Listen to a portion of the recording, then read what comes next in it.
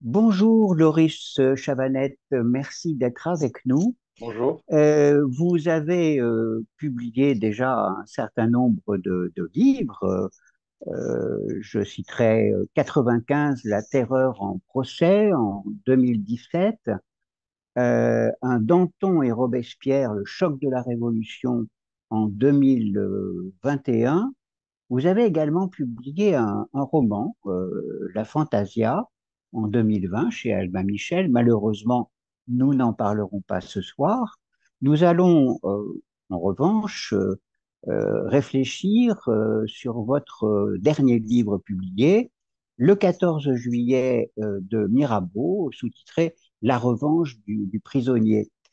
Alors, Mirabeau est très connu et en fait pas si connu que ça, parce que on connaît les grands moments de sa vie ou quelques-uns des grands moments, mais vous avez, vous, retracé toute la vie de Mirabeau en insistant beaucoup sur sa jeunesse qui est déterminante quant à son itinéraire politique. Alors, est-ce que vous pourriez nous expliquer pourquoi? Eh bien, d'abord, je voudrais vous remercier pour votre invitation et j'ai plaisir à répondre à chacune de vos questions. Euh, Mirabeau, c'est vrai, est connu et moins connu qu'avant. Disons qu'il est le premier panthéonisé, il est une figure majeure de l'art oratoire, de l'éloquence parlementaire française et il peut être considéré comme sans doute notre premier homme providentiel, charismatique depuis 1789. La raison à cela tient d'abord, bien évidemment, à ses origines, son éducation, son expérience de la vie jusqu'à 1789, date à laquelle il a 40 ans, ce qui lui donne une certaine expérience tout de même des affaires humaines. Et avoir 40 ans en 89, c'est 10 ans de plus que Danton ou Robespierre, par exemple. Donc Mirabeau est une figure rompue à l'exercice de l'adversité et je vais essayer de vous dire en quelques mots comment et pourquoi surtout. Bon, d'abord Mirabeau est d'extraction noble, c'est un aristocrate de Provence. Euh, il est issu d'une famille que l'on dit remonter à des origines italiennes, mais la preuve n'en est pas certaine. Il y a cette jactance familiale, en tout cas très méridionale, qui bouillonne en lui. Mirabeau, né en 1749, donc, dans une famille, je le disais, aristocratique, dont le père s'est rendu très rapidement célèbre et fameux aux Lumières pour plusieurs essais relatifs à la question de l'impôt, à la question de l'agriculture. Ce père qui était un séducteur, un homme très attaché à l'honneur nobiliaire de son nom, de son espèce. Et ce père était appelé l'ami des hommes parce que, suite à différentes publications, ce père qui était né en 1715, c'est-à-dire au moment du décès de Louis XIV, appartenait à un autre temps. Mais c'est une figure majeure qui a lutté dans ses ouvrages contre la corvée, en faveur de l'universalité de l'impôt et pour des techniques agricoles très novatrices, puisqu'il était physiocrate. Et donc Mirabeau ne n'est pas nulle part. Il est issu, à l'inverse de nombre de révolutionnaires français qui sont de parfaits inconnus, dont les parents sont de petits hommes de loi ou de lettres locaux dans leur province. Mirabeau est une figure essentielle de par déjà son extraction, de par ce père très attaché, donc je disais, à l'honneur de son nom, à l'orgueil de sa race. Et donc Victor Richetti, c'est le nom du père, voit arriver dans sa vie cet électron libre, magnétique autant que furieux, qui est Gabriel Honoré Richetti, le comte de Mirabeau, qui fait l'objet de mon essai. Alors, c'est vrai, l'éducation de Mirabeau était des plus difficiles et délicates, d'abord parce que l'enfant, en même temps qu'il est assez génial, doué d'une laideur proverbiale à la naissance, doué d'une mémoire exceptionnelle, est aussi un, je disais un électron libre, mais quelqu'un de très attaché à sa liberté, le goût de l'indépendance. Il aime choquer. Et celui qu'il aime le plus choquer par-dessus tout, avec l'Église, c'est bien sûr le paternel très attaché je disais, à l'honneur familial. Mirabeau fils, va tout faire pour rendre ivre de colère le marquis de Mirabeau. Alors, ça va se jouer en plusieurs moments. Ça va se jouer d'abord parce que Mirabeau contracte dette sur dette. Il a le don de s'endetter. Il arrive à contracter à un moment une somme ahurissante de dette de 180 000 livres, ce qui est colossal en son temps, sachant que, c'est peu connu, mais le père lui donnait très peu d'argent. Bon, il avait quand même des moyens, mais l'aristocratie ne travaillant pas, il comptait sur les subsides paternels afin de mener grand train. Ce père va être un peu un harpagon. Il va le priver de nombre de qualités, d'avantages. Et Mirabeau va donc, fils, va donc s'employer à jouer au jeu, euh, enchaîner les dettes, courir aussi les jupons de son siècle. Il a le goût et le talent des conquêtes féminines. C'est assez bizarre d'ailleurs parce que, étant donné qu'il est doté de cette figure vérolée, énorme, massive, avec un œil poché, une arcade sourcilière magnifique, euh, il en impose physiquement de par sa voix, de par son coffre, de par sa gestuelle, sa chevelure, qu'on disait Léonine, et son verbe qui est poétique. Et il arrive à séduire femme sur femme, essentiellement des épouses, donc des femmes mariées, dont il copifie les époux et des époux qu'il bat en duel par ailleurs. Donc, le père ne sait plus quoi faire de ce trublion d'homme et il finit par l'envoyer par lettre de cachet au fin fond d'une prison sur l'île de Ré, où Mirabeau arrive à séduire tout de même une femme alors qu'il est détenu en prison, ce qui crée un scandale local à l'île de Ré. Et Mirabeau est envoyé faire la guerre. Il fait la campagne de Corse, ce qui le rompt à l'exercice militaire, ce qui le dégoûte aussi du sang et de la violence. Mais cela lui donne, disais-je, encore une expérience des choses humaines. Bref, l'amour n'est-elle pas une guerre lorsque l'on recherche essentiellement des femmes mariées? Avec son père, il est extraordinairement iconoclaste vis-à-vis de cette figure paternelle autoritaire. C'est là aussi une guerre de famille. Et puis la guerre militaire, dans laquelle il excelle et qu'il finit par abandonner en fuyant la Corse. Il a déjà des prétentions littéraires, puisqu'il voulait écrire un livre sur la Corse. Et immédiatement sur le continent, il est rapidement marié à une femme richissime, euh, Marignane, euh, dont il espère jouir des subsides, de l'argent, mais ça ne va pas se passer ainsi. Elle va prendre assez rapidement un amant, lui cultivera l'art des maîtresses, et pour ses dettes, pour les déshonneurs dont il accable la famille, eh bien, il est envoyé à nouveau en prison par lettre de cachet, c'est-à-dire sans procès, sans accusation formelle, et pour une durée indéterminée, qui peut être illimitée, envoyé par lettre de cachet par son père, encore une fois, cette fois-ci au château d'If, au large de Marseille. Alors, au château d'If, son expérience, il a alors un peu moins de 30 ans, le décide à écrire. Pourquoi se met-il à écrire?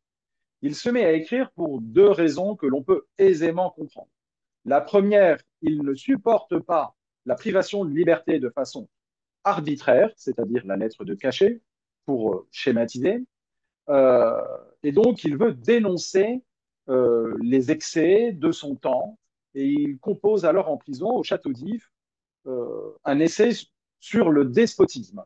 Disons qu'il y a mieux pour se faire libérer que d'écrire un essai sur le despotisme dans lequel on dénonce tous les excès de son temps, excès auxquels il a contribué, dit-on, de manière très immorale. Ce n'est pas faux. Chateaubriand l'a rencontré et dira que cet homme était bourré d'orgueil, de vice et de génie. Voilà, Mirabeau, il s'est jumelé à la fois l'inné de talent précoce euh, et aussi l'acquis, c'est-à-dire tirer des enseignements de sa vie. Et la deuxième raison pour laquelle il écrit en prison, en plus de cet esprit de révolte et puis cette adhésion aux idées de son siècle, aux Lumières, de par son père et de par ses lectures, Mirabeau s'ennuie en prison. Lui qui est habitué à courir l'aventure sous toutes ses formes, sous toutes ses couleurs, Mirabeau s'ennuie mortellement en prison. Il demande du papier, il demande des ouvrages, il demande des bûches à mettre dans sa cheminée et des bougies afin d'écrire. Et il se tue à la tâche. Il dévore des bibliothèques entières, il traduit Tacite, ce n'est pas rien, il écrit donc cet essai sur le despotisme qu'il publiera seulement une fois libéré et il a le don, encore une fois, bis repetita, il y a récidive, de séduire l'épouse de son geôlier. Alors je ne sais pas si c'est la meilleure dame à conquérir, l'épouse de son geôlier, mais en tout cas, Mirabeau est libéré et il est envoyé dans une autre prison, puisque moralement, il choquait, à Marseille, donc au large de Marseille. D'ailleurs, disons-le d'emblée, mais la figure littéraire de Mirabeau inspirera largement le XIXe siècle, puisque Alexandre Dumas s'inspirera euh, du conte de Mirabeau, emprisonné à l'âge de 30 ans au château d'If, afin de composer son personnage d'Edmond Dantès que tout le monde connaît. Si les jeunes Français ne l'ont pas lu, le comte de Monte Cristo, ils l'ont vu au cinéma. En tout cas, il faut lire Mirabeau pour comprendre Dumas, pour comprendre Dantès. Lui aussi victime, Edmond Dantès, d'un emprisonnement arbitraire au large de Marseille. Donc je disais, Mirabeau, figure déjà littéraire, déjà politique, puisqu'il dénonce l'arbitraire. Mirabeau est transféré d'une prison à l'autre. Il est transféré du château d'If au fort de Joux, qui se situe dans le Jura, non loin de la frontière suisse. Et là, il va faire une rencontre qui va absolument chambouler, révolutionner son destin. Euh, il est emprisonné toujours pour une durée indéterminée et il va faire la rencontre au moment des célébrations du sacre de Louis XVI qui monte sur le trône en donc 1774. Il fait la rencontre lors d'un bal donné en ville à Pontarlier. C'est un prisonnier de marque, c'est un aristocrate célèbre pour ses frasques et il a une permission de sortie si vous voulez et il est invité à ce bal donné par le marquis de Monnier qui organise un bal pour célébrer la monarchie française. Le roi est mort, vive le roi. Et Louis XVI accédant au trône, Mirabeau accède au bal donné par le marquis de Monnier. Un bal magnifique. Et Mirabeau, il fait la découverte, la rencontre de l'épouse, la jeune épouse du marquis de Monnier qui s'appelle Sophie de Ruffey. Alors, Sophie de Ruffey est une fille absolument fantastique, euh, touchante, qui elle aussi, sa vie est frappée du sceau du malheur. Pourquoi? Parce qu'elle a épousé, forcée et contrainte, à l'âge de 17 ans, son époux, le marquis de Monnier. Et donc, celui-ci a 50 ans de plus qu'elle, 49 ans pour être exact, mais les souffrances faisant les années plus longues, j'arrondis à 50 ans si vous me permettez. Donc Sophie de Ruffey est donc frappée du sceau du malheur et elle fait la rencontre lors de ce bal d'un homme qui lui parle de Dante, de Tacite, qui lui parle en italien, elle aussi pratique l'italien, et ils s'enchantent l'un l'autre. Bref, c'est le coup de foudre. Peut-être pourriez-vous nous dire, avant d'évoquer Joseph de Maistre, ce que Mirabeau a lu en prison. Quels ont été, bien sûr, vous dites qu'il a lu beaucoup, beaucoup de livres. Quelles ont été les œuvres majeures qui ont pu inspirer sa pensée politique? La pensée politique de Mirabeau est très riche. Mirabeau est bien sûr un lecteur de Rousseau, un lecteur des hommes de son temps, Il est un correspondant de Benjamin Franklin. Il s'intéresse énormément au moment de la guerre d'indépendance des États-Unis d'Amérique à tout ce qui est publié à ce sujet. C'est surtout un grand connaisseur de littérature antique. Il connaît parfaitement, comme je disais, son Tacite, son Plutarque, euh, culture classique de son temps, de son siècle, euh, complètement habité par le, le, le rêve de grandeur des Romains et des Grecs. Donc Mirabeau a lu tout ce qui lui tombait sous la main, qui évoquait chez lui non seulement des questions politiques, des questions littéraires, mais aussi beaucoup de droit. Ce qu'on sait peu sur Mirabeau, c'est que c'est à la fois un homme de lettres, de romans, mais aussi un homme qui s'y connaît très bien en droit, qui est un publiciste. C'est pour cette raison aussi que à la tribune de l'Assemblée, il aura cette verve très précise lorsqu'il dissertera. Il saura juridiquement évoquer des questions politiques relativement complexes, notamment relativement, par exemple, à la question de l'indépendance du Parlement, de la responsabilité du gouvernement devant le Parlement, parce qu'il connaît bien son histoire anglaise aussi. Et donc, cela fait plusieurs raisons pour Mirabeau de véritablement être capable d'être agile sur tous les terrains. Mais c'est aussi la diversité de sa production littéraire en prison qui est formidable. Euh, il est emprisonné au fort de Joux, où il fait une rencontre amoureuse décisive avec Sophie de Ruffey. Ils vont s'enfuir tous les deux, lui du château de Joux, elle de la prison où l'enfermait son époux acariâtre, et ils vont tous les deux vivre l'exil en Hollande, à Amsterdam, pendant une année entière. Et pendant cette année, Mirabeau va beaucoup écrire. Il va écrire sous un nom d'emprunt, sous un nom de plume, pour l'éditeur de Jean-Jacques Rousseau, qui va lui passer un grand nombre de commandes. Et Mirabeau, vous savez, pour écrire bien, il faut écrire souvent, dit-on, du moins. Il y a l'inné, mais il y a aussi l'exercice de la plume. Et Mirabeau est obligé d'écrire à son rompre les ongles, tellement il travaille. Il le dit, il travaille de 6 heures du matin à minuit. Il n'arrête pas de travailler, d'écrire. Et le champ de sa littérature va énormément s'étendre. Quand il est donc au château d'If, il écrit contre le despotisme. Quand il est au château de Joux, il prévoit de nouveaux pamphlets. Quand il est à Amsterdam, au bras de sa Sophie, il écrit sous un nom d'emprunt. Et enfin, quand il est arrêté et jeté au château de Vincennes, au donjon de Vincennes, puisque Sophie et lui vont être arrêtés à Amsterdam, lui il va être transféré au donjon de Vincennes, à l'est de Paris. Il va bien sûr à nouveau écrire. Alors qu'est-ce qu'il écrit? Il a une production littéraire immense. Premièrement, sa correspondance avec Sophie. Donc c'est d'abord un épistolier. Il a une correspondance de plusieurs tomes publiés sous la Révolution française avec Sophie donc de Ruffey, qui fera les délices de Chateaubriand, de toutes les grandes plumes et grands lecteurs du 19e siècle. En quelques mots, sa correspondance avec Sophie, c'est un des best-sellers du 19e siècle. On ne compte plus le nombre d'éditions.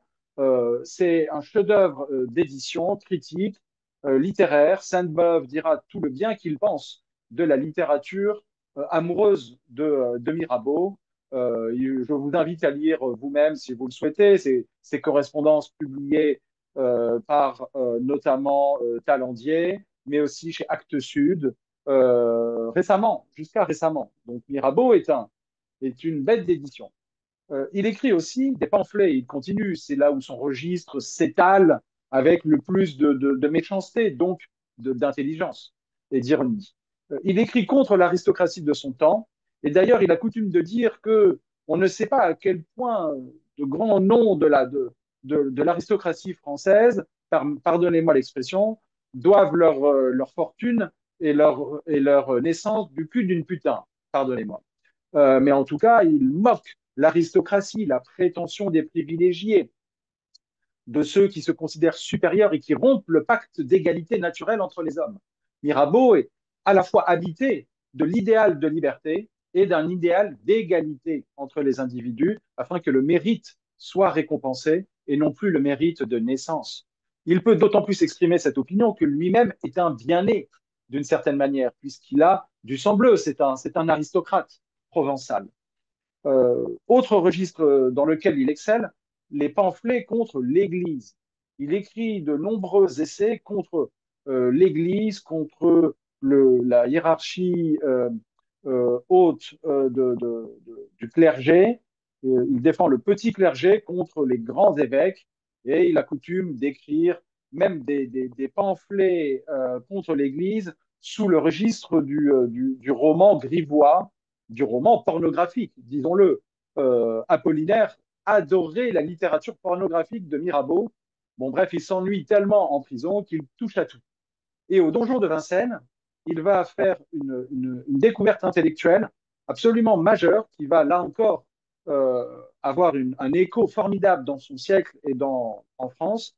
C'est le pamphlet qu'il écrit sur les lettres de cachet et les prisons d'État, où il y dénonce en bloc l'arbitraire royal des lettres de cachet. Et ça va être, là encore, un immense succès de librairie.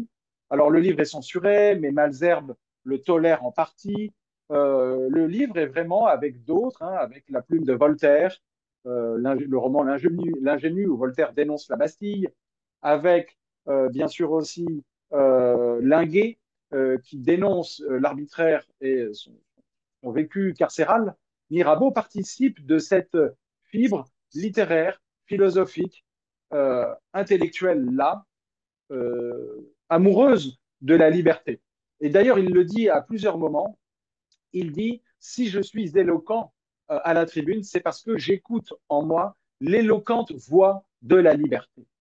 Et c'est là où cela devient passionnant, à savoir que Joseph de Maistre, qui expliquait que ce n'est pas les hommes qui font la révolution, mais la révolution qui fait les hommes et qui manie les hommes comme des pantins, eh bien, Mirabeau est une réfutation majestueuse de cette maxime, puisqu'il incarne comment la psychologie et le caractère d'un personnage, lorsqu'il y a une volonté de rupture avec son temps, est capable de propulser des idées et de les faire advenir. Donc il y a une force de perforation, mais Mirabeau sera éloquent parce que il a ce vécu carcéral. En fait, l'adversité qu'il a eue dans sa vie l'a rompu à l'exercice de la politique et de la confrontation. Confrontation avec toutes les autorités de son temps. Or, qu'est-ce que 1789 sinon la rencontre entre le tiers-État, soutenu par des nobles et des prêtres, notamment du bas clergé, et bien sûr la détestation d'une certaine noblesse, d'une certaine Église et d'un absolutisme monarchique que l'on veut absolument déboulonner. Et Mirabeau est cette incarnation-là qu'il porte dans ses veines pendant les 20 années qui précèdent la Révolution française. Et donc, il faut bien comprendre que Mirabeau, comme le dit Sainte-Beuve, quand il est en prison et qu'il écrit, il est déjà un avocat. Il est déjà l'homme politique debout qui plaide à la tribune avec le geste oral, avec l'outrecuidance, avec le voix haut, l'orgueil de l'orateur. Il sera l'orateur du peuple à la tribune, sa langue étant diffusée par l'imprimerie à toute la France et à toutes les nations, mais du fond de sa prison déjà, il écrivait et essayait de commander aux événements, là même où il ne pouvait pas enseigner ces maximes qui venaient non seulement de ses lectures, comme vous l'avez justement dit, mais aussi des événements qui ont frappé sa vie du sceau de l'adversité. C'est cela aussi le talent de Mirabeau, c'est de savoir avoir transformé les défauts de sa vie en qualité, en avantage. Alors, on va aborder la vie politique de Mirabeau, mais il faut tout de même dire d'un mot que Mirabeau a connu la Bastille. Alors, Mirabeau a connu la Bastille d'une manière particulière puisque, enfermé en prison au donjon de Vincennes pendant 3 années, ne l'oublions pas, il avait eu le droit de monter sur le donjon de Vincennes, c'est-à-dire la première année, il était vraiment reclus dans sa cellule. Euh, Elle existe toujours, cette cellule, on peut aller la visiter. Il y a d'ailleurs fait la connaissance et la fréquentation du marquis de Sade. On imagine la conversation euh, colorée, bigarrée, irisée de Sade et de Mirabeau en prison. Eh bien, Mirabeau, au bout d'un an, avait le droit de un peu circuler librement dans le donjon. Et donc, il y a un portrait de lui représenté au sommet du donjon de Vincennes. Et là, qu'est-ce qu'il voit? Il voit Paris s'étendant sous ses pieds, devant lui. Et là, qu'est-ce qu'on voit de Paris? On voit la Seine qui coule suavement au milieu de la ville, qui la découpe comme une arête bleue, et il voit cette prison majestueuse, cette autre forteresse à l'est de Paris, proche de là où il est, la prison de la Bastille, la forteresse de la Bastille. Et donc la Bastille est effectivement l'incarnation de l'arbitraire, des lettres de cachet. Certes, la pratique des lettres de Bastille était tombée en désuétude au moment où 1789 s'ouvre, mais disons tout de même que elle incarne aux yeux du siècle l'arbitraire monarchique. C'est là qu'a été enfermé Voltaire, tout comme c'est à Vincennes qu'a été enfermé Diderot. Ce sont des noms qui sont célébrés dans le paysage littéraire, philosophique français. Et donc Mirabeau voit la Bastille depuis le donjon de Vincennes. Et bien sûr, on ne peut qu'imaginer, laisser aller son imagination, en sachant, puisqu'il écrit un essai contre les lettres de cachet et les prisons d'État, il pense à la Bastille. Il voudrait bien la détruire, la raser, cette prison d'État. Et bien sûr, qu'est-ce qui se passe? Le dernière chose sur Mirabeau, il faut de la chance. On a beau avoir du génie, on a beau avoir de l'expérience, on a beau avoir de l'éloquence, être bien né et avoir les poumons bien trempés et du courage, il faut la chance. Et ça, la chance, ça ne dépend pas de soi-même, ça dépend des autres, ça dépend de Louis XVI. Et c'est Louis XVI qui va réunir les États généraux en 1789 à Versailles. Et Mirabeau sera donc élu membre du tiers-État à Versailles. Et donc, il a la chance de pouvoir mettre en œuvre ses idées, mettre en mouvement son énergie. Et c'est ça, 1789, que j'ai voulu raconter dans mon livre. C'est la rencontre entre un homme et un événement. Alors, dans quelles conditions est-il élu député du tiers? Mirabeau a d'abord essayé de se faire élire dans l'ordre de la noblesse. Il demande d'ailleurs à son père de lui attribuer un fief afin de réunir les conditions pour être candidat au sein de la noblesse. Bon, il se trouve que cela ne fonctionne pas et les nobles rejettent Mirabeau. Les nobles de Provence, d'Aix-en-Provence, rejettent Mirabeau lorsqu'il porte sa candidature. Et en fait, c'est un service qu'ils lui ont rendu, parce qu'ils l'ont rendu unique en son genre. Immédiatement, Mirabeau, dès qu'il est rejeté de la noblesse, fait un appel à la nation entière, fait un appel à la Provence, à la nation provençale, que ce soit à Aix-en-Provence ou à Marseille, dans le midi de la France en tout cas, où il fait un appel à l'opinion publique afin de recueillir des suffrages. Il mène une véritable campagne électorale afin d'être élu par le tiers-État. Et il est élu avec gloire, puisqu'il est élu non seulement à Aix-en-Provence, mais aussi à Marseille.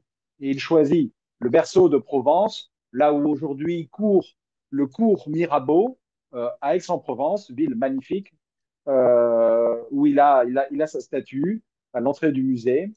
J'aime beaucoup y aller. La jeunesse y est très turbulente, mais si elle n'était pas joviale et turbulente, on ne serait pas à la jeunesse. Voilà, on n'est pas sérieux quand on a 17 ans. Et Mirabeau est donc élu par le tiers-État et il découvre Versailles. Enfin, il a déjà vu Versailles, mais son père l'avait interdit de fréquenter la cour à Versailles. Parce que déjà qu'en Provence, où qu'il aille, c'était un électron libre et on l'appelait le comte de la bourrasque. Et le père voulait absolument éviter, empêcher son fils d'aller à Versailles, à la cour, humilier encore plus le nom qui l'honore.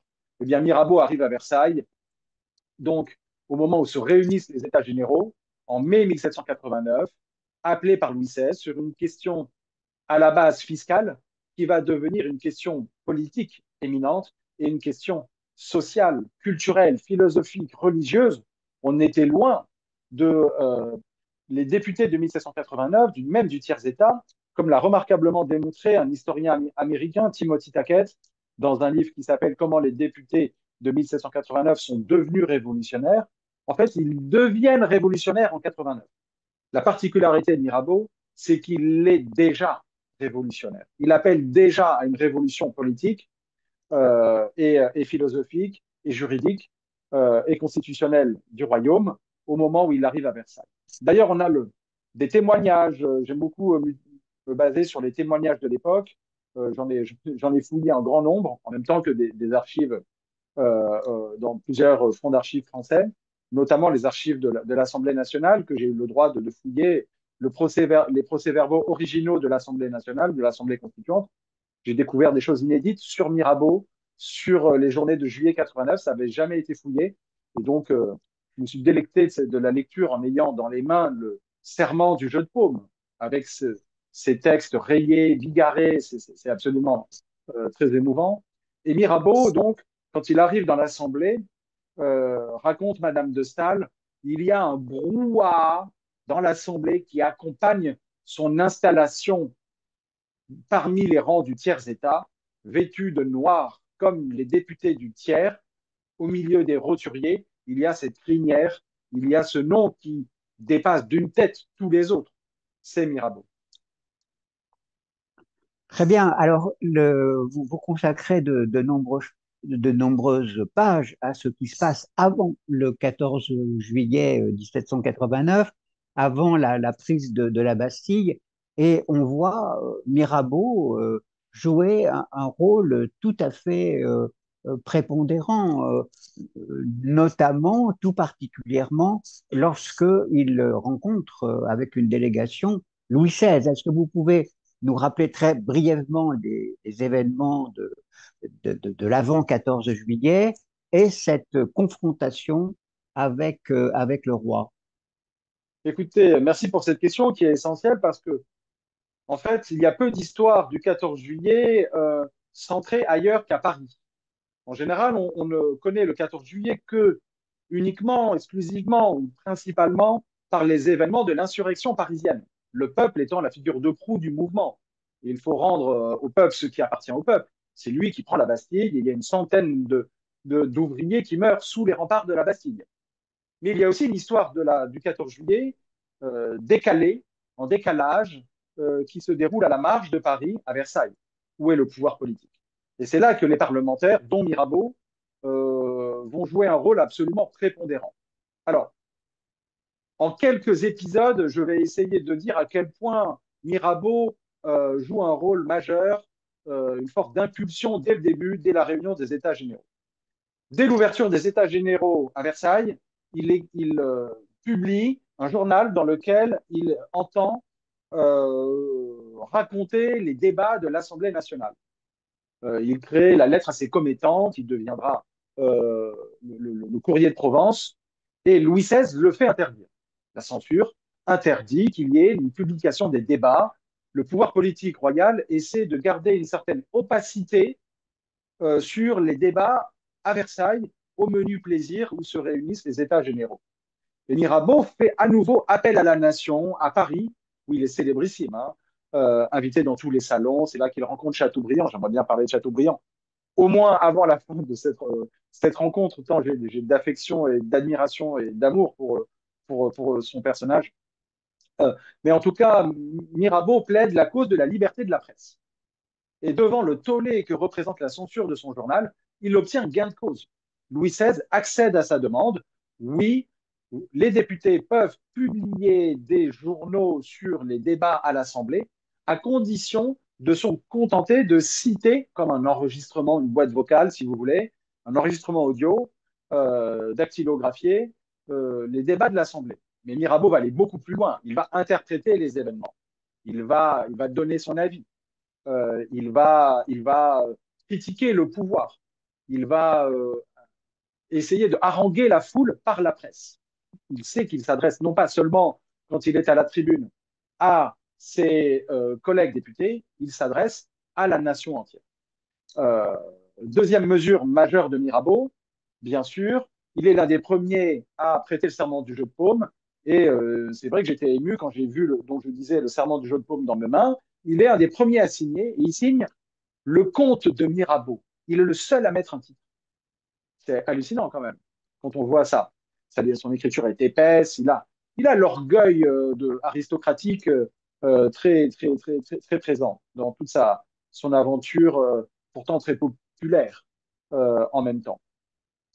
De même, Mirabeau a cette formule et cette jactance, comme je disais, ce courage de se dresser contre le marquis de Drobrezé le 23 juin, lorsqu'il s'élance et dit, allez dire à ceux qui vous envoient que nous sommes ici par la volonté du peuple et qu'on ne nous en arrachera que par la puissance des baïonnettes. Emmanuel de Varesquiel a fait un magnifique ouvrage sur les 7 jours de ce moment, cette charnière essentielle où, où les États généraux, le tiers-État, se transmuent Assemblée nationale. C'est Sieyès qui a donné le nom d'Assemblée nationale. Mirabeau voulait donner le nom de représentant du peuple français, Assemblée des représentants du peuple français.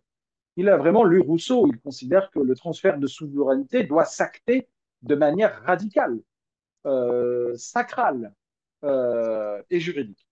Et Mirabeau, donc, à l'issue de ces différentes journées, on sait peu que le 23 juin 1789, c'est lui qui propose que les députés bénéficient d'une immunité parlementaire, c'est-à-dire d'une impunité pour tout ce qui serait dit, prononcé ou décidé en séance parlementaire. Pour lui, l'impunité, c'est le rêve. C'est le rêve de sa vie que d'être couvert d'impunité. Il va pouvoir s'en donner à cœur joie. Il n'y aura plus de lettres de cachet pour lui. Il va pouvoir parler aussi librement qu'il le souhaite. Et Mirabeau, donc je disais, pour rendre hommage à Emmanuel de Varesquiel c'est vrai, a expliqué donc, cette période charnière au printemps 89, lorsqu'il y a ce transfert de souveraineté du roi à la nation qui s'opère par une révolution parlementaire et non pas parisienne. Mais, bien évidemment, l'histoire ne s'arrête pas là. 89 est demeuré 1789 parce qu'il y a eu la violence, parce que Louis XVI a appelé auprès de lui, il est vrai, entre 40 et 50 000 soldats étrangers de plusieurs régiments suisses, wurtembergeois, etc., qui arrivent à Versailles et qui cerclent Paris d'une ceinture de feu installée au Champ de Mars, au Champ de Grenelle, ces troupes, et on ne sait pas ce que veut faire Louis XVI de ces troupes. Immédiatement, l'opinion s'effraie. Est-ce que Louis XVI veut faire un coup d'État contre l'Assemblée? Ça paraît paradoxal, mais s'il y a déjà eu le transfert de souveraineté, Louis XVI fait un coup d'État anti-parlementaire. Bon, bref, on est dans les symboles. Louis XVI revendique une part bien sûr, ancestrale de souveraineté, de légitimité royale, tandis que l'Assemblée revendique la légitimité parlementaire et nationale. Ce conflit pourrait être résorbé par les armes et la violence si Louis XVI donne l'ordre, effectivement, conseillé par Marie-Antoinette, par le comte d'Artois, de faire un coup de force contre l'Assemblée. Et là, celui qui comprend qu'il va y avoir déjà un dérapage de la Révolution et qu'il faut absolument la maintenir parlementaire et éviter qu'elle ne devienne une confrontation militaire, parce que ça va pousser les radicalités, et la contre-révolution va donner naissance véritablement à un excès de révolution. C'est ça que Mirabeau comprend. Et c'est ça un homme d'État. C'est celui qui veut intervenir en amont des événements, en amont de la crise et qui anticipe la gravité des choses en train de s'articuler. Et donc, dans les premiers jours de juillet 89, il monte à la tribune et il propose qu'une adresse soit rédigée à Louis XVI afin d'exiger que celui-ci renvoie les 30, 40 000, 50 000 soldats qu'il a appelés à lui. Et c'est un triomphe parlementaire. On oublie ce discours de Mirabeau qui est un des plus essentiels de sa carrière politique et qui n'était pas oublié au moment de ses funérailles en avril 91 quand il entre au Panthéon. Salicetti dira alors on vit ce que peut un homme de génie aider d'une nation, ce que peut une nation aider d'un homme de génie. Il ne pense pas au discours du printemps 89, il pense au discours de l'été de juillet 89. Et Mirabeau fait donc un discours extraordinairement élogieux dans lequel il a cette formule que j'aime beaucoup et que je cite. Il dit aucune puissance sous le ciel, pas même le pouvoir exécutif, n'a le droit de dire je veux aux représentants de la nation. Imaginez-vous la force de ces mots dans un moment de crise, un moment de peur des députés. Il appelle à une insurrection parlementaire et nationale contre le danger que serait une confrontation militaire. Mais il appelle à une prise de conscience surtout du roi en l'adjurant de retirer ses troupes et d'être un roi père aimant de ses sujets et d'avoir confiance dans la nation. Et c'est vrai, vous l'avez cité à juste titre, Mirabeau est désigné le lendemain, suite à la rédaction de l'adresse présentée à Louis XVI. Je raconte les coulisses de cette rédaction. C'est absolument génial. Goethe adorait le Mirabeau plume qui avait un cabinet de travail qui écrivait pour lui. Donc, bref, il a inventé aussi des attachés parlementaires, d'une certaine manière. Euh, et Mirabeau, en fait, est l'un des députés envoyés au château de Versailles dans le cabinet du roi, traversant la galerie des glaces, euh, 4 jours avant la prise de la Bastille, afin de sermonner, afin d'adjurer, supplier Louis XVI, debout, de supplier debout, de retirer ses troupes. Et Mirabeau est présent au château, et j'ai découvert qu'il y en avait un autre qui était présent avec lui ce jour-là. Ça, je l'ai lu nulle part, dans aucune Oui. biographie. C'est Robespierre. Robespierre est avec Mirabeau le 10 juillet au soir afin de présenter cette adresse sollicitant le renvoi des troupes par Louis XVI. Donc il faut imaginer les pas, etc., l'atmosphère, la tension, les événements, croisant le regard de Sphinx de Marie-Antoinette, s'il la croise, etc., etc. Et que fait Louis XVI? Très au lieu de renvoyer les troupes, Louis XVI, le 11 juillet, au soir, renvoie Necker. Il ne se contente pas de renvoyer le ministre populaire de l'Assemblée de la France actuelle. Necker est aussi, voire plus populaire que Mirabeau à ce moment-là. Hein. C'est l'intendant des finances, celui qui prête beaucoup d'argent à l'État français. D'ailleurs, plus tard, j'ai découvert aux archives les lettres par lesquelles lui et Madame de Staël demanderont le remboursement des prêts contractés par l'État, la couronne de France auprès de Necker. On aimerait bien aujourd'hui avoir un Premier ministre richissime qui prêterait des fortunes à la République française. Malheureusement, j'allais dire Bernard Arnault, au lieu de prêter, n'est pas prêt de prêter. Si vous voulez, au contraire, il trouve qu'il donne déjà trop. Bon, parenthèse ironique, respiration à part. Euh, Effectivement, Louis XVI renvoie Necker et en renvoyant Necker, il ne fait pas que cela.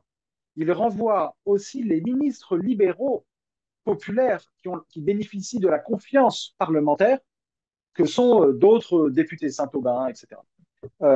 Et donc, c'est un véritable coup de force qu'opère Louis XVI. Et il a ordonné à Necker, non pas d'être seulement renvoyé, il lui a ordonné de quitter dans les 24 heures le royaume de France. Il exile Necker. Il faut imaginer ce que c'est que la personne qui bénéficie de la confiance populaire et qui est exilée manu militari par un ordre arbitraire de Louis XVI, qui se croit encore fontaine de toute justice, mais cette époque est révolue. Il ne comprend rien, Louis XVI, au transvasement qui s'opère, à la révolution dans tous les domaines, même judiciaires, qui est en train de s'opérer contre lui. C'est vrai. Mais Louis XVI ne peut pas réfuter des 1000 ans d'histoire. Il n'y est pas prêt. Il fait des gestes, mais il n'est pas prêt à faire à se révolutionner lui-même d'une certaine manière. On en parlera plus tard. Mais donc Necker est exilé et Necker est tant exilé qu'au lieu de gagner la Suisse à Coppet directement, Versailles-Coppet, il va directement en Belgique parce qu'il a peur d'être arrêté si les 24 heures de l'exil ne sont écoulées. Imaginez-vous la peur dans le royaume à ce moment-là, après le renvoi de Necker. Et Mirabeau, lui, découvre lui aussi, lorsqu'il est à Versailles, se renvoie. Et là, il va se passer quelque chose que je raconte dans le livre. Ça n'arrive que dans les romans d'Alexandre Dumas. Mais peut-être allez-vous me poser une question là-dessus. J'imagine qu'on va parler du père de Mirabeau. Pas tout de suite, parce que tous ces événements que vous décrivez montrent que dans ce climat de passion, de peur, les hommes qui agissent, et tout particulièrement Mirabeau, savent exactement ce qu'ils font. Aussi bien quant au transfert de souveraineté, ce qui n'est pas rien, puisque c'est la première fois qu'un tel transfert se produit dans l'histoire de France, que quant à la logique des événements. Vous avez dit tout à l'heure que Mirabeau voit très bien la dialectique terrible qui peut s'installer, la dialectique de violence qui peut s'installer si les parlementaires échouent. Et d'un autre côté, il y a sur le fond cette, cette conscience politique qui aujourd'hui paraît étrange parce qu'on ne sait plus très bien s'ils savent ce qu'ils font, ce qui nous dirige, alors que là, dans un climat de passion qui est difficile à comprendre aujourd'hui, mais enfin, vous dites que les députés dorment sur place, n'est-ce pas? Ils sont épuisés, ils ont peur, enfin tout ce qui peut porter aux décisions les plus irraisonnées. Et pourtant, il y a quelques personnes, dont Mirabeau, qui dominent la situation et qui savent exactement ce qu'il faut faire, y compris quand ils sont en présence du roi de France, ce qui est quand même très impressionnant dans la galerie des glaces, etc. Mirabeau lui dit le changement qui vient de s'opérer. Et ça, c'est tout à fait remarquable de voir comment cette révolution, au début en tout cas, est maîtrisée par ceux qui sont en train de la faire. Eh bien, c'est le génie de la Révolution française d'être la rencontre entre un élan collectif baptisé nation, baptisé peuple, c'est-à-dire la masse des citoyens, le populus, si vous voulez, et de l'autre côté, la force de certains individus habités de l'idéal des Lumières. Liberté, égalité, fraternité, la révolution de la souveraineté, Rousseau, etc., etc., etc. Et en fait, ce volontarisme politique, aussi bien collectif qu'individuel, et j'ai été moi-même le premier surpris dans mes travaux, est absolument incarné dans la rencontre entre le peuple et Mirabeau au moment du 14 juillet 89. Alors c'est vrai, comme dit, il y a plusieurs. J'aime beaucoup cette phrase de La Rochefoucauld. Il dit les événements nous révèlent aux autres et nous révèlent encore plus à nous-mêmes.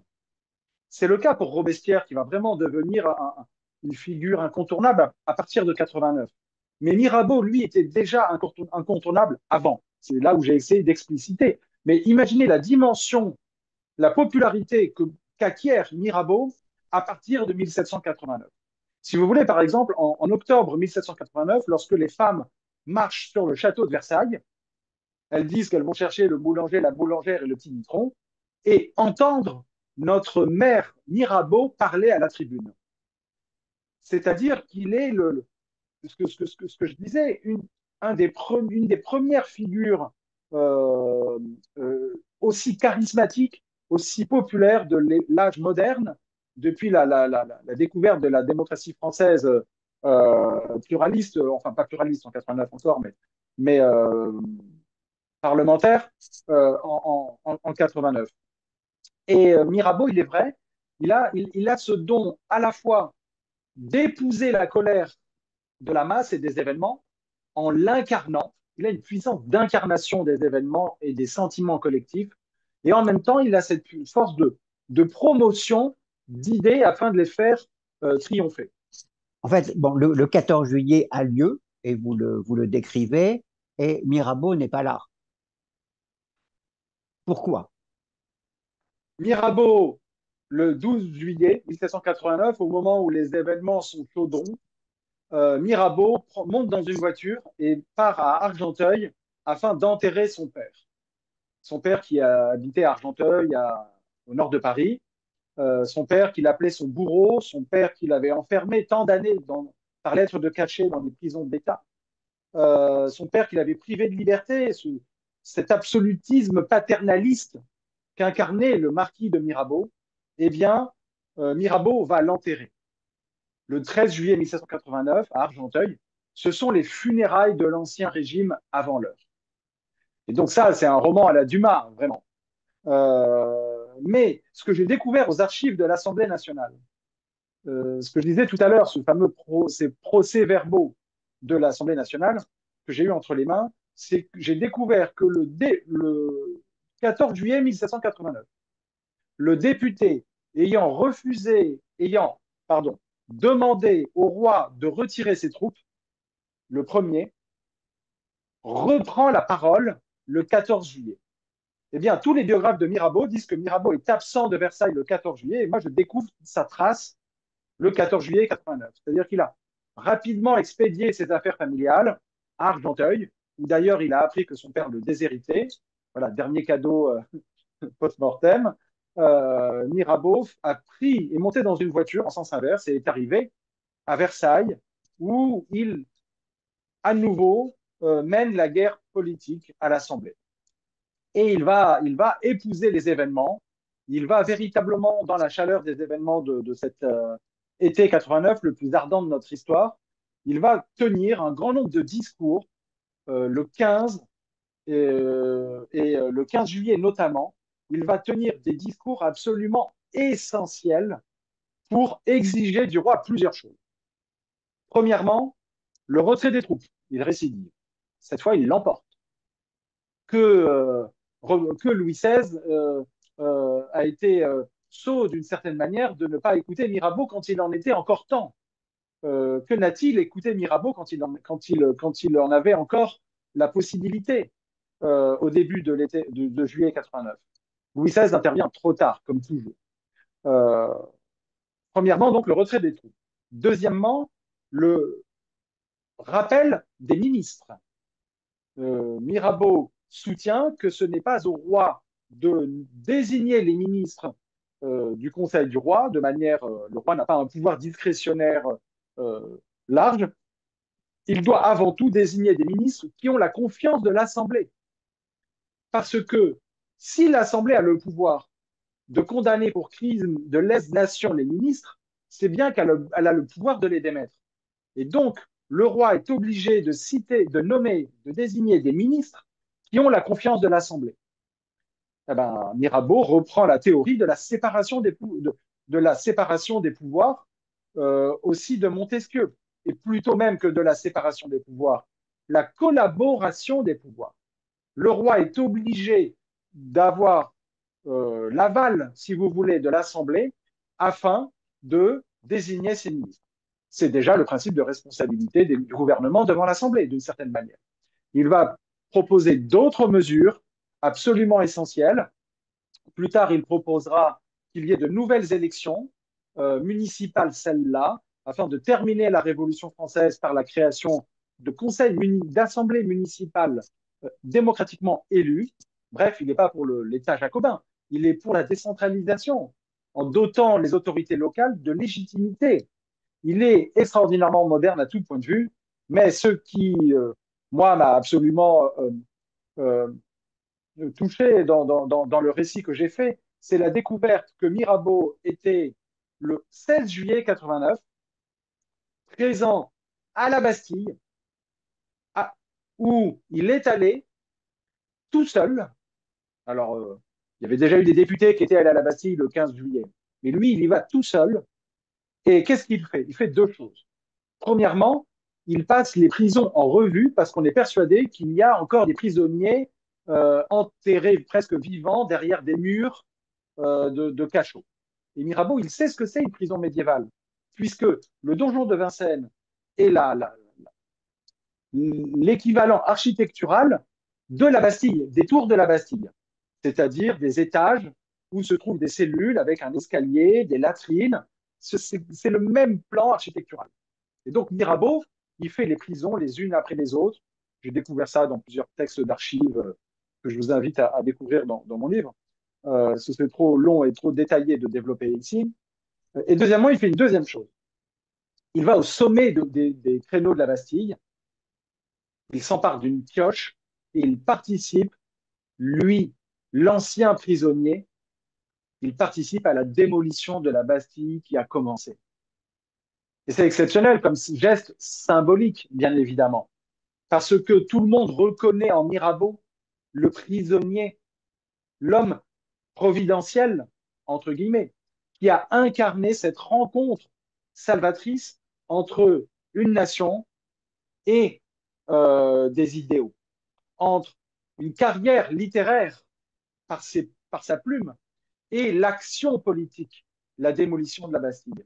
Et donc c'est vrai, je suis assez élogieux de Mirabeau quand je parle de cela, mais bon, ça aurait été un magnifique patrimoine de pierre que la Bastille aujourd'hui. C'est dommage, on peut regretter, on a le culte du patrimoine, on peut regretter la démolition de la Bastille. Mais pour ceux qui veulent voir encore quelques pierres de la Bastille, je les invite à aller bien sûr sous le métro dans la ligne 1. Il y a encore des fortifications, des restes de fortifications. Je les invite à aller boulevard Henri IV. Il y a encore un résidu de pierre ou encore aller sur le pont de la Concorde, jadis le pont de la Révolution, et encore antérieurement le pont Louis XVI, puisque le pont qui fait face à la Concorde jusqu'au Palais Bourbon a été bâti en 1789, en partie avec les pierres de la Bastille. Et donc il y a déjà cette fusion, cette rencontre entre l'histoire parlementaire et l'histoire de Paris qui s'écrit sur le pont de la Révolution. Alors, dernier point quant au rôle de Mirabeau à l'Assemblée nationale, c'est sa défense des libertés publiques. Et vous dites que l'Assemblée décide de porter atteinte au secret des correspondances Bien et sûr. que Mirabeau, justement, s'y oppose. Parce que là encore, il voit venir un danger qui est celui d'une nouvelle forme de despotisme euh, qui, euh, euh, qui court à travers, naturellement, la Révolution, comme on le sait. Et lui, il s'oppose à cela. Eh bien, précisément, il fait deux choses. C'est ça le génie des orateurs, c'est de commencer fort pour terminer juste. Il commence par dire dans ses différents discours au lendemain de la prise de la Bastille qu'il ne faut pas chercher à poursuivre pénalement ceux qui ont commis des crimes au lendemain de la prise de la Bastille et le soir de la prise de la Bastille. Citons tout de même les 5, 7 euh, membres qui ont défendu la Bastille, dont le marquis de Launay, décapité, les têtes promenées au bout de piques.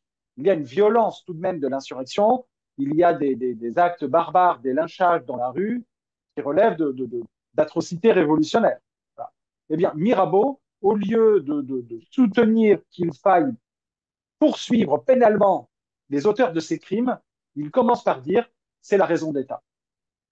On ne va pas commencer à tenter des poursuites pénales qu'on n'arrivera jamais à exécuter parce que sinon Paris va à nouveau prendre les armes. Donc ça ne sert à rien de, euh, de se montrer violent à l'égard des héros, des vainqueurs de la Bastille. Disons que la raison d'État a voulu que le peuple s'insurge afin d'empêcher un coup d'État de Louis XVI contre l'Assemblée. Bon, premièrement, c'est le premier discours de Mirabeau. Il est très radical en disant que la raison d'État justifie l'impunité. Deuxièmement, il dit effectivement ce que vous rappelez, c'est-à-dire que la peur de la contre-révolution en France, et il y a une contre-révolution, comment le nier, euh, euh, est réelle, et Mirabeau entend les différentes motions, notamment de la part de Robespierre, soutenant qu'il faut abolir le secret des correspondances afin de chercher quels sont les ennemis de l'intérieur. Il y a bien sûr un comité qui est créé, un comité des recherches chargé de dénicher les traîtres. Déjà, il y a tout le discours de complot de l'intérieur, de conspiration contre la révolution.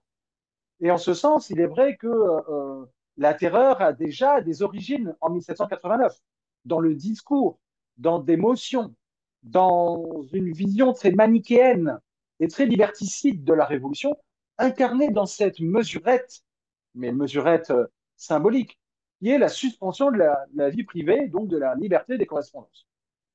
Et Mirabeau, immédiatement, il s'insurge. Il s'insurge à quel titre? Il s'insurge en expliquant que violer les correspondances va faire déraper la révolution. Et au moment où celle-ci est en train de discuter déjà, savoir qu'en juillet 89, lorsque la Bastille est prise, les députés discutent déjà d'une déclaration des droits de l'homme où les libertés publiques seront reconnues. Et Mirabeau dit, vous ne pouvez pas, d'un côté, proclamer des libertés fondamentales, sacrées, imprescriptibles, et de l'autre côté, violer immédiatement les libertés dans leur sein, dans, le, dans, le, dans leur bain. Et Mirabeau s'oppose à Robespierre de façon très virulente, avec un langage fleuri, et c'est là où le puzzle que j'ai essayé de réunir commence à prendre forme entre le passé carcéral de Mirabeau et sa conduite à la tribune au moment de l'été 89. Pourquoi Mirabeau est-il écouté à ce moment-là sur la question des correspondances? Il est écouté parce que il sait, lui, ce que c'est d'être limité, empêché dans sa correspondance. Bon, il a pu correspondre avec, bien sûr, Sophie de Monnier, etc. Mais sa correspondance était très limitée. Euh, je ne reviens pas dans les détails, mais disons que sa correspondance carcérale n'était pas libre, voilà, pour schématiser. Euh, bien qu'il bénéficiait de pas droit grâce à la gentillesse et la générosité d'un intendant Lenoir. Euh, mais Mirabeau, il a donc cette expérience personnelle de la correspondance violée, et donc il ne veut pas, à la tribune, violer ce que lui-même a souffert comme une injustice. Donc, si vous voulez, d'une certaine manière, il est aussi conséquent. Il est conséquent. Il est prêt à adapter le droit à la rigueur des événements, à l'urgence des crises, mais il ne veut pas renier non plus ce qui constitue pour lui la substantifique moelle de la France moderne en train de naître, c'est-à-dire le respect des libertés publiques, des libertés individuelles, pour schématiser les droits reconnus, les droits naturels reconnus dans la Déclaration des droits de l'homme. Et j'enchaîne en disant que c'est en août 1789 que Mirabeau est chargé de prononcer à la tribune de l'Assemblée, je ne sais plus si c'est le 17 ou le 18 août 1789, chargé de prononcer le premier projet de déclaration des droits de l'homme. C'est lui le porte-parole du comité des cinq chargé de réunir les différents projets de déclaration des droits de l'homme pour en faire la proposition à l'Assemblée. Et là, j'ai fouillé, je ne savais pas quand terminer mon livre sur le 14 juillet de Mirabeau. Quand est-ce que je termine? Quand il va mettre un coup de pioche à l'Assemblée. Voilà, c'est pas évident de terminer un ouvrage, si vous voulez, la victoire est acquise. Mais pendant l'été 1789, donc au milieu de juillet 89, quand il prononce ce discours en faveur du droit à la sûreté, du droit à la liberté de penser, à la liberté religieuse, etc., etc., Mirabeau est doté d'une légitimité, bien sûr, bien supplémentaire à ses collègues. Certes, il est élu par le tiers-État en étant aristocrate, mais il a aussi 20 années d'expérience de la chose politique. Et quand il parle de déclaration des droits de l'homme, il est légitime déjà parce que en 1789, il a publié une déclaration des droits à l'attention des Bataves, c'est-à-dire des Hollandais. Donc il a déjà rédigé une déclaration des droits avant la Révolution française, 1788, pardon. De même, il était en correspondance avec Benjamin Franklin. Il a écrit une histoire de la guerre d'indépendance des États-Unis d'Amérique, où il promouvait les droits fondamentaux des individus. Et Mirabeau, il dit plusieurs choses dans cette défense des libertés publiques. Il dit une chose qui est peut-être la chose la plus brillante que j'ai rarement lue de la part d'un acteur politique. Euh, il dit deux choses, notamment dans son discours introductif préliminaire de la Déclaration des droits de l'homme. Il dit premièrement, il dit trois choses. Premièrement, il faut la rédiger de manière très simple pour qu'elle soit intelligible de tout le monde. Et c'est à ce titre qu'il rédige le préambule de la Déclaration des droits de l'homme en disant, même dans la plus petite chaumière, il faut que l'on puisse rendre intelligibles ces droits. On ne s'adresse pas à une élite cultivée, on s'adresse aux humbles qui vont comprendre dans leur chair, dans leur cœur, la véracité de ces principes reconnus, déclarés. Deuxièmement, il dit que ces principes déclarés, ces droits euh, ne doivent pas être considérés comme une vérité universelle, légitimant la guerre à l'étranger, afin d'exporter militairement la Déclaration des droits de l'homme. Si vous voulez, la guerre en Irak avec les Américains qui exportent la démocratie, parallèle, que vous me pardonnerez, je pense qu'on n'est pas loin. Il sait quelles sont les limites d'imposer par la guerre des idéaux. Et il a cette phrase, il dit, vous ne devez pas faire de cette déclaration de 1789 un motif de déclaration de guerre aux tyrans.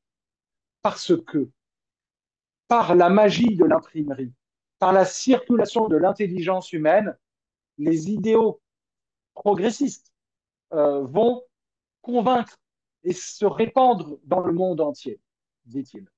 Et troisièmement, dit-il, il dit cette chose que les membres du Conseil constitutionnel de la Ve République seraient inspirés d'écouter, pardonnez, encore un parallèle, mais ça rend l'exercice plus agréable. Euh, il dit, cette déclaration des droits de l'homme ne doit pas être séparée de la Constitution. Elle appartient au bloc de constitutionnalité.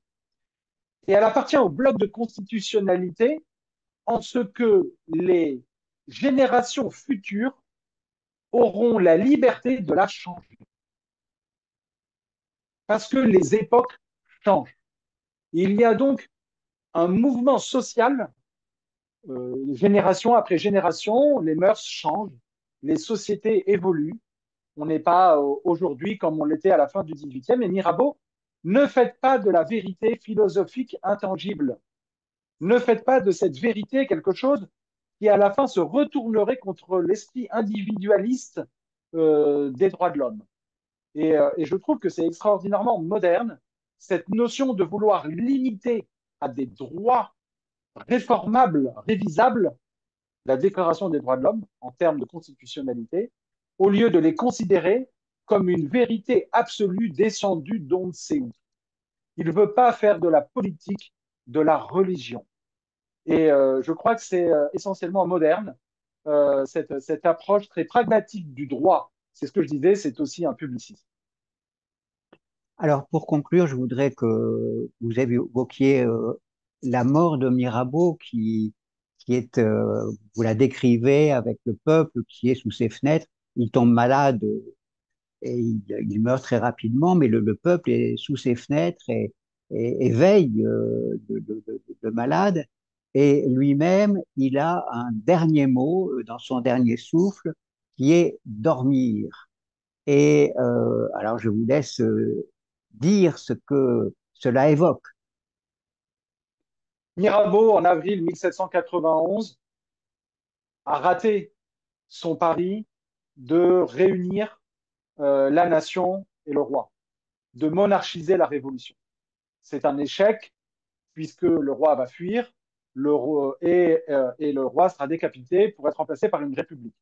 Mirabeau était sans doute la dernière chance d'avoir une vision globale, même s'il était corrompu, même s'il était un personnage détesté de beaucoup, il avait une vision politique qui aurait pu néanmoins réussir à terminer la révolution de la moins mauvaise des manières, c'est-à-dire sans la terreur, par un compromis, c'est-à-dire sans la radicalité jacobine.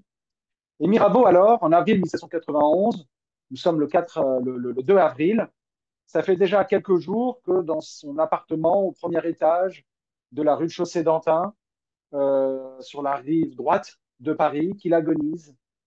Euh, Cela fait plusieurs jours, plusieurs nuits durant, que le peuple veille et se relaie jour et nuit, bougie à la main, par milliers, afin d'accompagner Mirabeau dans son dernier souffle. Mirabeau refuse de recevoir un prêtre afin de recevoir les derniers sacrements. Celui qui lui tient la main, c'est l'évêque d'Autun, c'est Talleyrand, son ami depuis longue date. Autre vicieux, jovial, très intelligent et apte au compromis, sinon à la trahison.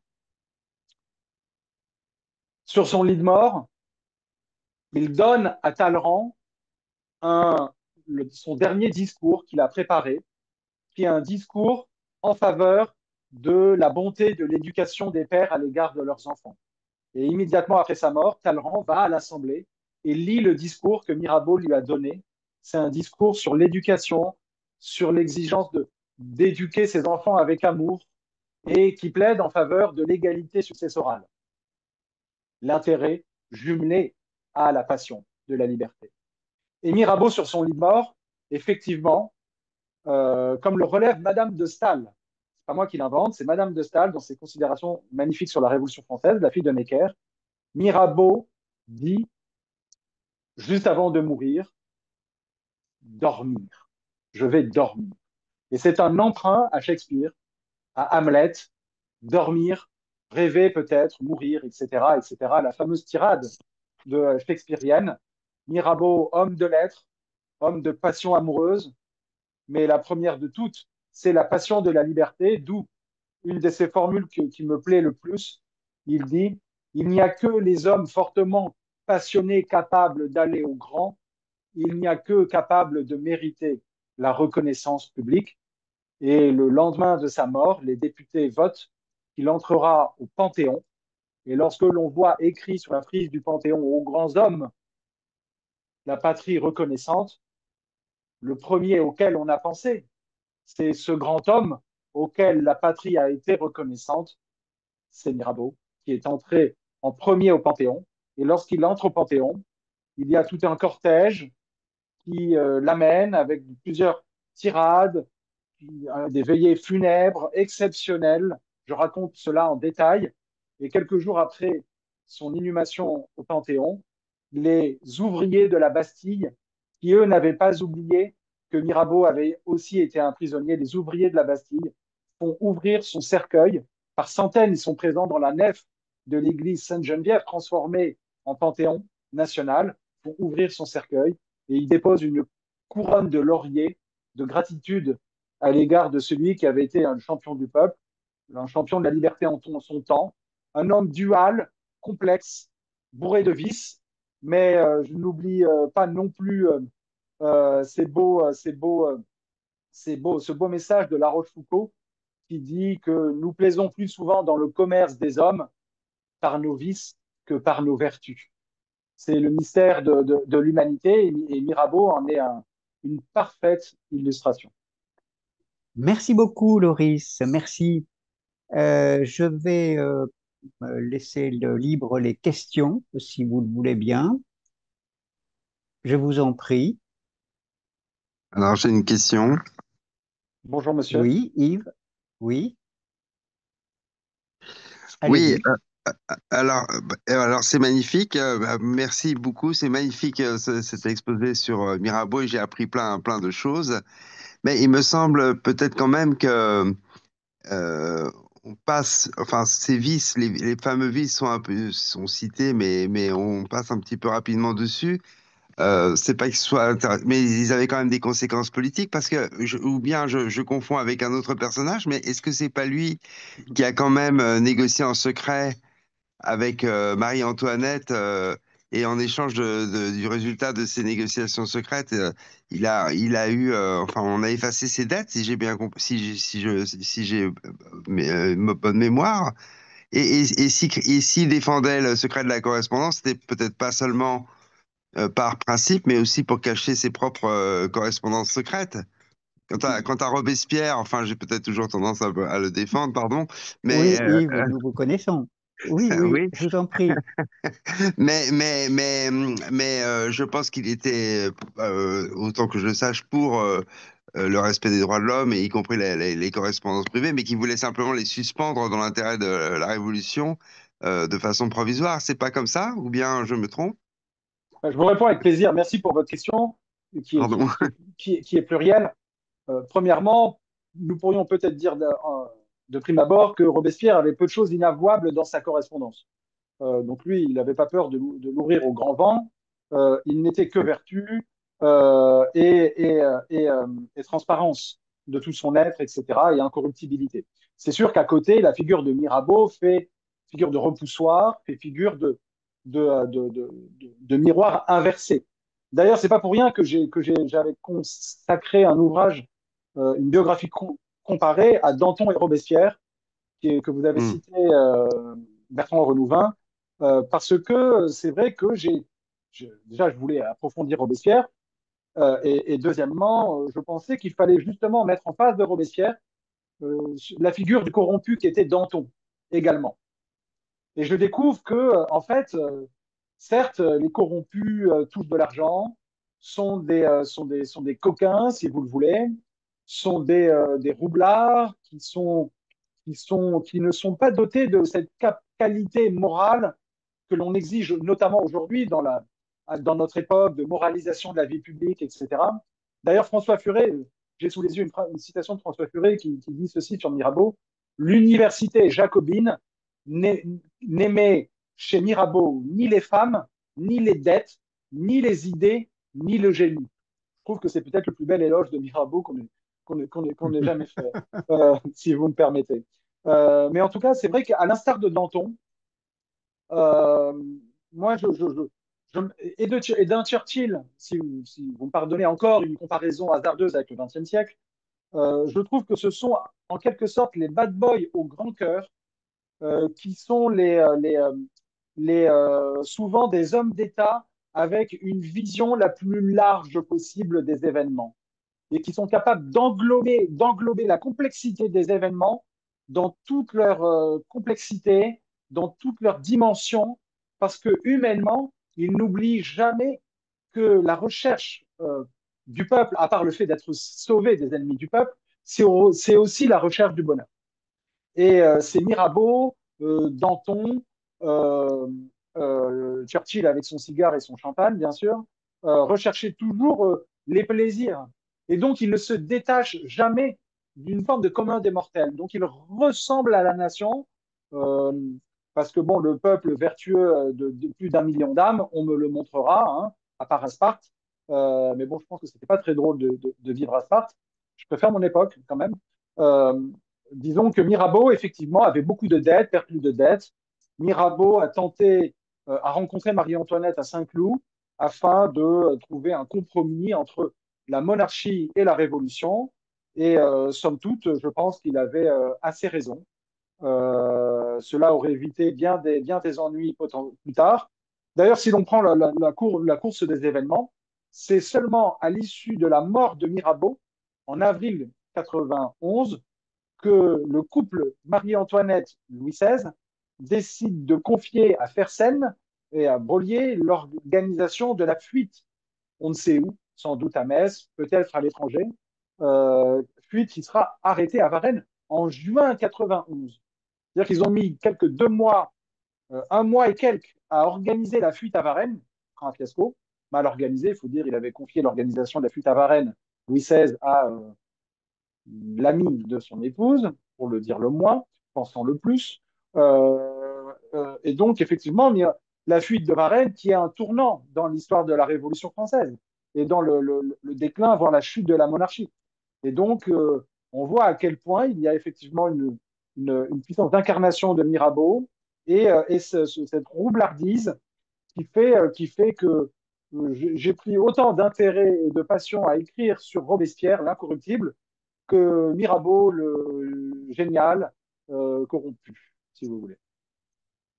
Alors, Merci. pour Merci à vous. rebondir sur la question d'un fils de Robespierre, moi je voudrais parler des monarchiens, puisque c'est dans notre héritage à nous. Euh, Bertrand? vous évoquez rapidement cette question, parce que d'autres, les monarchiens, Mounier notamment, veulent eux aussi que Louis XVI soit le roi de la Révolution et cherchent un compromis institutionnel avec le mouvement dans le mouvement de l'histoire. Est-ce que vous pouvez évoquer très brièvement les relations que Mirabeau a pu avoir avec les monarchiens, et notamment avec Mounier? bien sûr. Avec Malouet, avec Mounier, il a entretenu des rapports étroits, bien que tous l'aient assez détesté, pour tout dire, parce que Mirabeau, n'oublions pas, n'était pas un réformateur, c'était un révolutionnaire. Euh, il savait souffler le chaud, le froid, mais toujours il revendiquait cette popularité, cette, euh, cette radicalité qu'il portait quand même dès 89. C'est pas Robespierre, qui est beaucoup plus radical sur la question notamment sociale que Mirabeau dès 89. Mais Mirabeau, disons, a une forme de démagogie tribunicienne très, très marquée. Euh, c'est un fin politique de ce point de vue-là.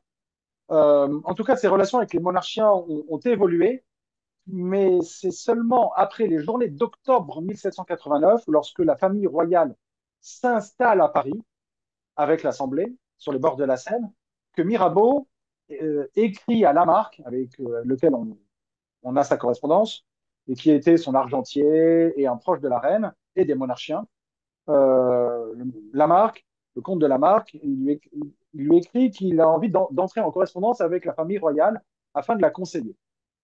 Premièrement, il a besoin d'argent et deuxièmement, le roi a besoin de conseils euh, puisqu'il n'a plus ni le comte d'Artois ni le comte de Provence qui de toute façon part bientôt de France lui aussi. Donc, Mirabeau conseille le roi et la reine, comme l'a magnifiquement raconté dans un essai Guy Chaucinan-Nogaret, un essai majeur, un auteur majeur qui a compris beaucoup de choses sur Mirabeau et qui a vu dans Mirabeau vraiment le père intellectuel de la monarchie parlementaire française. Euh, Guy Chaucinan-Nogaret explique que la France aurait gagné quelques 40 années, évité la terreur et les guerres de l'Empire. Donc, si vous voulez, on serait peut-être demeuré le pays le plus puissant au 19e siècle devant l'Angleterre, potentiellement. Mais Uchronie, on est bien maladroit en termes d'Uchronie. Mais en tout cas, Guy Chaucinan-Nogaret explique que Mirabeau avait l'intuition qu'il fallait que pour terminer la révolution au mieux, ou du moins la moins nocivement possible, il fallait la terminer au plus vite. Il avait cette notion du temps. Et il fallait la terminer vite et la terminer constitutionnellement afin d'éviter qu'elle ne devienne justement une guerre aux tyrans du monde entier, comme les Girondins vont vouloir le faire, ou une guerre sociale, comme Robespierre va vouloir le faire avec son être suprême, avec toutes ces mesures jacobines, avec Saint-Just, les décrets de Ventose en deux. Merci, madame, pour également votre question sur les liens entre Mirabeau et la franc-maçonnerie que j'ai lu dans la conversation annexe à cette vidéo. Euh, En effet, Mirabeau, aujourd'hui on le sait, était membre d'une loge maçonnique importante. On en a la preuve. Mais ce que l'on sait aussi, c'est qu'il était très peu assidu à celle-ci.